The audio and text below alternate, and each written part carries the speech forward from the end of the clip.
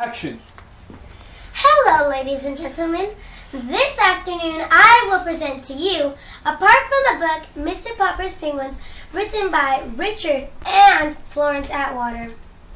The bird soon became so famous that whenever it was known that the Poppers Performing Penguins would appear at any theater, the crowd would stand in line for half a mile down the street, waiting their turn to buy tickets. The other actors on the program weren't always so pleased, however.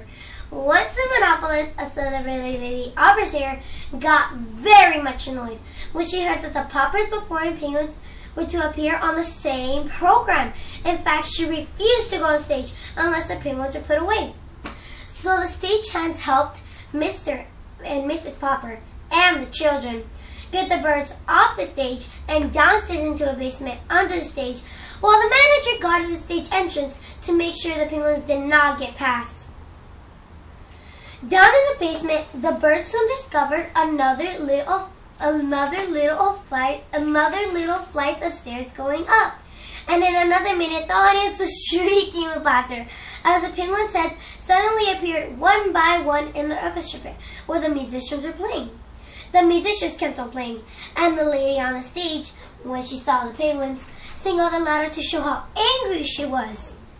The audience was laughing so hard that no one could hear the words to her song.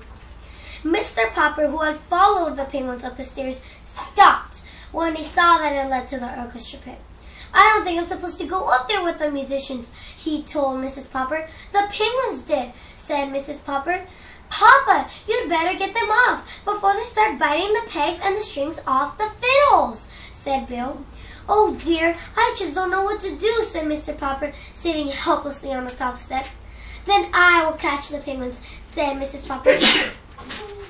Popper, climbing up past them with Janie and Bill following.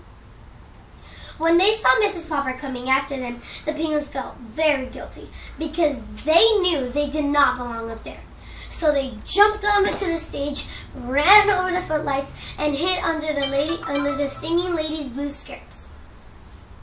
That stopped the music entirely, except for one high shrill note that had not been written in the music. The birds loved the bright lights of the theater and the great laughing audiences and all the traveling, for there was always something new to see. From Stillwater out to the Pacific coast they traveled.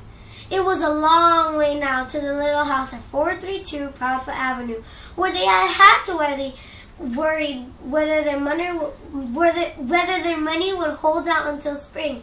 And every week they got a check for $5,000. And when they were not actually playing in a theater or traveling in trains between the cities, most of their life was spent in the larger hotels, And now and then, a startled hotel keeper would object having the penguins being registered there. "Why, we don't even allow lapdogs in this hotel," he would say. "Yes, but do you have any rule against penguins?" Mr. Popper would ask. Nice. Good job. Thank you for your time. Thank you for your time and for being quiet during my whole presentation. Right.